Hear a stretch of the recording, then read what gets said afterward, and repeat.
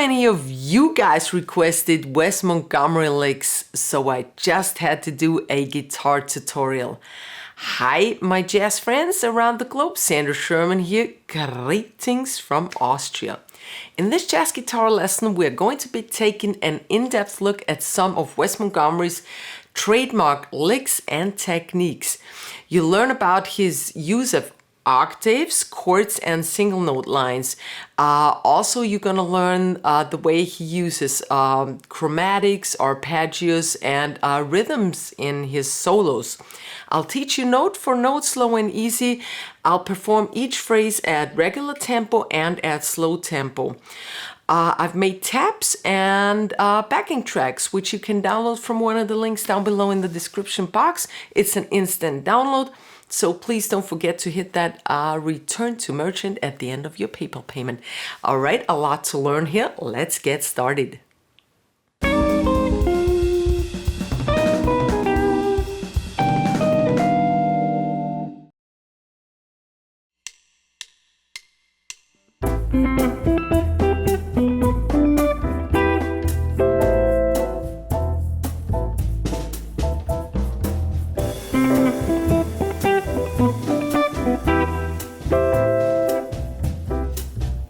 Welcome to lick 1. We have a backing of an A minor 7 chord or A minor whatever chord. And Wes, of course, his trademark is the octave playing. So how do we do that? We have two types of octaves, we actually have more, but this is the one that we play mostly. Between the E and A strings, it's always 2 frets and 2 strings apart, and there is something in the middle. There's a string in the middle which needs to be muted, and the rest on the upper strings, you mute that all with your index finger. So play, mute, mute, mute. Okay, in this case we start on the C, on the 3rd of the A string and the 5th of the G string. All right, so you also have to touch the E string. And then we have another type of octaves, and these are 3 frets apart. That's when you start from the D or the G string. Because the B is tuned differently, we are 3 frets apart, also 2 strings apart. So practice from the E string, from the A string, from the D string with 3 frets apart, and from the G string. Okay? Right hand, you play with your thumb. Wes Montgomery was the master of thumb. He even had a title called The Thumb, a song. And you put a little tension in your thumb so it doesn't kind of wobble around, but it's kind of a little tensed up. And you may not want to grow your thumb fingernail, because otherwise it gets really scratchy. So keep this short if you want to play Wes style, okay? It's all about the flash. All right, so we play over an A minor 7 chord in the first lick, and Wes was also a great master of arpeggios, and he used superimpositions. I have a video on that here, check it out. He played a C major 7 arpeggio over the A minor chord. Actually a C major 9 chord or E minor 7, we get to that later. So we start on the C, and now he applied one of his typical rhythms, right? Down, up, down, 2/16 followed by an 8th note. Then he goes to the next tone of the arpeggio, that's the E. So the C was the 3rd of the A minor, the E is the 5th of the A minor. So that's 2 and 5. And again, he starts on 1 and 1. Then we go up to the G. That's the 7th of the A minor chord here. The 5th of D and the 8th of B string. Then the B, 4 and 7. So, And that's a perfect C major 7 arpeggio, which outlines an A minor 9 chord, because the 7th of the C major is the 9th of the A minor 9 chord. But he continues his arpeggio stacking on the D, and that's the 11th of the A minor. So 7th and 10th. Now you have a C major 7, 9, or there's also included an E. When you start from the E, you have an E minor 7 arpeggio. E, G, B, D. So this is 2 arpeggios in one. All right, 1,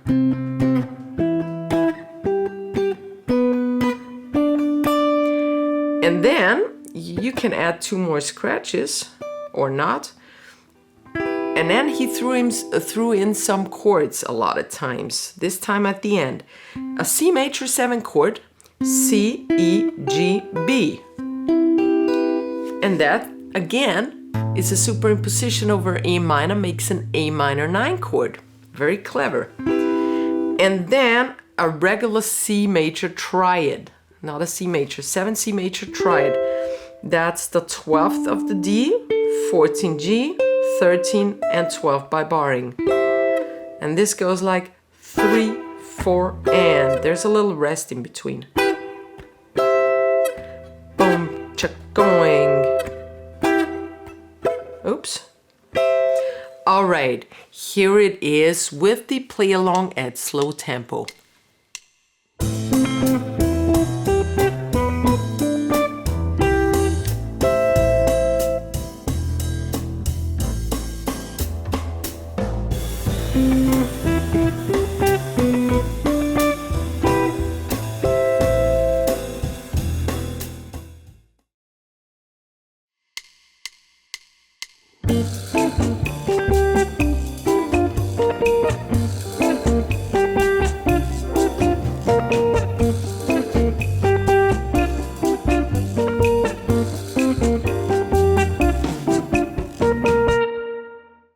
So lick 2 is played over G minor 7 or C mixolydian, C9, C7, C13, not altered.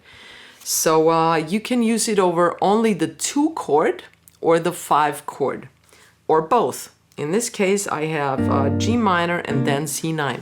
All right, and this is a typical Dorian chord thing that Wes did here. It is a part of the G minor 7 chord, this part, and that's a B flat triad, 3rd fret of D, G, and B string. And then he moves it up 2 frets, and it's kind of an A minor, but still the G is running. So this gives us, what is it? The root of G, the sus4 or 4 of G, and the 13. So something like a G minor 11-13 chord.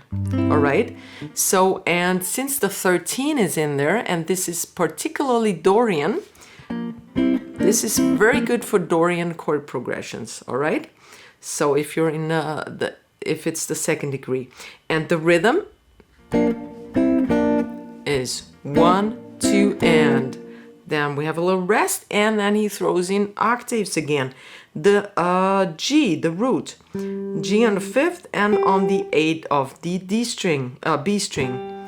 And again, we have 2 16th like in the previous one, and then 2 8ths this time. All right, that's pretty simple, isn't it? And then he does the same thing over the 5 chord, but you could still use this even if you're still in the 2 chord. So it doesn't matter, they're interchangeable, the 2 and the 5 chord. As long as the 5 chord, the C is not altered, you can interchange this. So C9 sus4, this would be the C, but we just played a triad. That's a B flat triad again, not here, this time it's here. B flat, D and F. And this makes for the 7th, the 9th, and the 11th of the chord. C9 sus4 or C11. All right, and then climb up 2 frets again to a C major triad, right? 10, 9, 8 fret. Same rhythm. Again, mute the A string and the high E string. So you don't have to play with your thumb only those three, but you have a little more range. And then we go to the 7th of the C chord, and that's the B flat. That's the 8th and the 11th fret of D and B string. And again, da da da da. And that's all there is to it.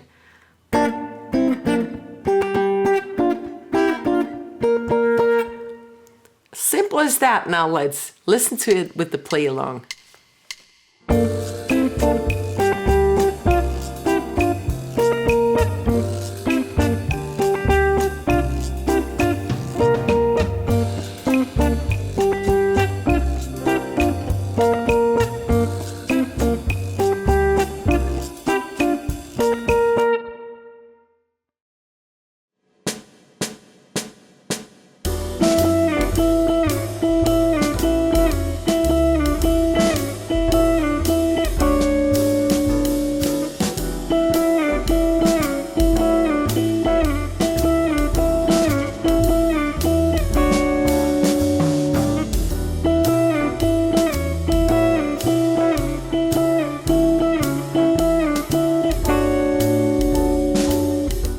Lick number 3 is a typical Wes Montgomery repetitive lick in octaves, of course, because it's Wes. He plays in the key, we are in the key of D major, so we play a 2-5, E minor 7, A7, whatever, 9 or 13, and D major. And he plays actually only 3 notes, E, D, and C sharp, and he plays it in octaves. So 9 and 12, then 7 and 10, and 6 and 9. E, D, and C sharp. And those notes fit over all 3 chords. E, D, and C sharp fit over E minor, A7, and D major. And that's the genius thing about it. And also, he puts it in a rhythmic way so that it kind of shifts time somehow, okay? He starts on 1 and 2, then slides down. The sliding octaves is typical Wes Montgomery. 1 and 2 and slide down to the D and go up again. He always plays 2 notes on the E. And 3, and now he slides to the C sharp. And that's the entire thing. 1 and 2 and 3 and 4. And now he's in count number 4. But he does not wait for the 1 to begin the thing again. That would be too neat. So he starts the whole phrase again on 4 and on the next offbeat. So, and now it kind of shifts time. 1.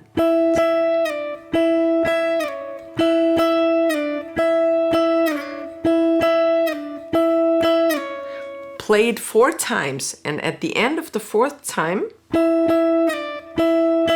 you don't go to the C sharp directly with the octaves, but you play a D major 7 chord, exactly when we are on the 1 of D major 7. 7, 7, 7, and 9. That's a regular D major 7 chord. Alright, and that's the whole thing. Play it 4 times. At the 4th time, you play the D major instead of the octave. Let's listen to that at slow tempo.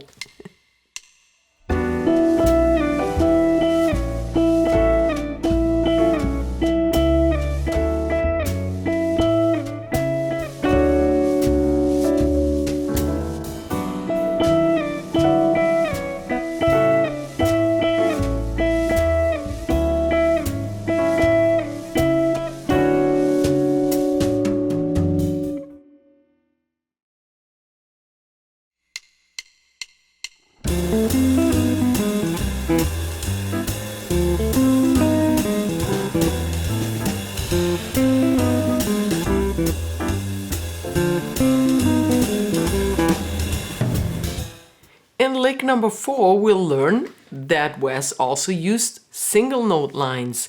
I'm not much of a thumb player when it comes to single note lines, but I gave it my best. We are in the key of C major and we have a 2-5-1, D minor, 7 or 9, then a G altered chord this time, and C major, and this is half bar, so 3, 4. 3, 4.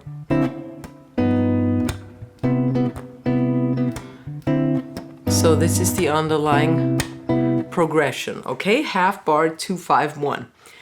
And here's an awesome trick that Wes did. He superimposed an F major 7 arpeggio over D minor, and that's not the super cool trick. Well, back then it was. Today everybody does it. So, but what he did over the 5 chord was super awesome. So an F major 7 arpeggio from the D minor gives us F on a third of D, A, C, and E. And altogether this is kind of a D minor 9 chord without the root, or an F major 7 arpeggio. Again, check out my lesson on superimpositions. I explain all this in detail. So just 8 notes, 1 and 2 and now it's for the 5 chord. And I guess Wes must have seen that here are the same 2 notes like as here, but just a fret down. And what he did is he moved the entire major 7 arpeggio down 1 fret. And what you get is E major 7 arpeggio. And he played it in reverse. 4th, 4th, 1st of G and 2nd. Now, what does that give us over G altered? The sharp 5 or flat 13, the 3rd. What is this? This is the G sharp or A flat, that's the flat 9th. And the E, that's the 13.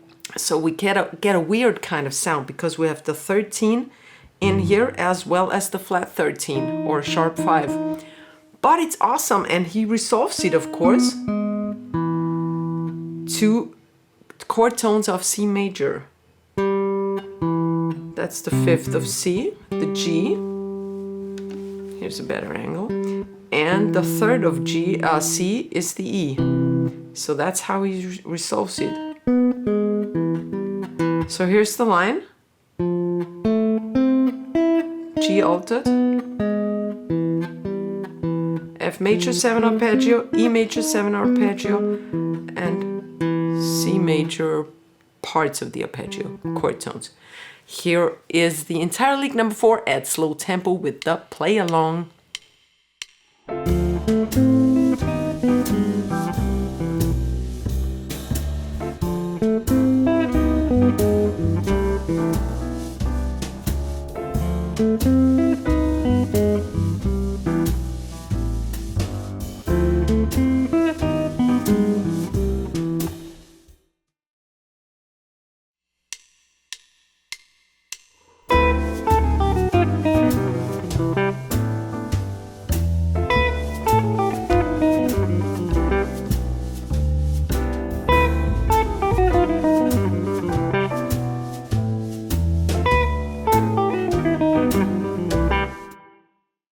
Lick number 5 again has a 2-5-1 in the key of C major, half bar. D minor, half bar, G altered, full bar, C major 7. And this time I'm cheating. I'm using a big pick because the line is in double time, and unfortunately I'm not Wes Montgomery. So he starts on the 13th of the D minor. That's actually the avoid note. The B, that's the 7th of the E string. 1, and then he goes a chromatic line down from the 5th, that's the 5 of the E string, chromatically to the 4th. 1, chromatic. And now we are at G7 already. So 1 and then 16 notes. So this is basically just one chord tone, chromatic, the 11th, chromatic, and now he's on the 7th of the G7 chord. All right, and he goes down here chromatically because we're in an altered scale now, and the 13 does not belong to the altered scale, so it's a chromatic. That's the sharp 5 here, going down to the 3rd, F, E, E flat, B. Where are we? Oh yeah, and then to the root 7th, root 7th. Does that bouncy thing here. G altered. So for the G altered, he basically just sees that chord again. That's what I guess, at least. Goes there chromatically up this block here. And then that's just the root, the 7th, and the root of the chord. And he resolves it again to C major in the same way as before, but this time the other way around. The 3rd of the C is E, and the 5th of the C is G. All right.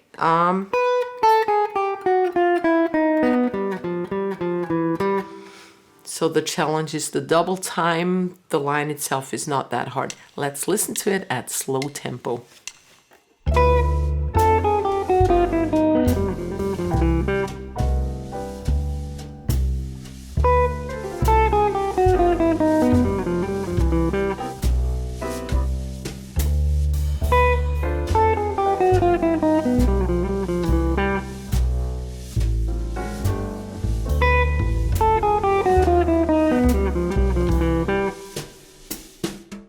Don't forget to check out my tutorial on superimpositions. It's very important. I have a ton of videos up here that you may like Charlie Parker lines, modern jazz guitar lines. So check out my channel. Please give me a fat thumbs up if you like this video. Don't forget to share the love, subscribe to my channel, and I see you next week. Servus. Bye-bye.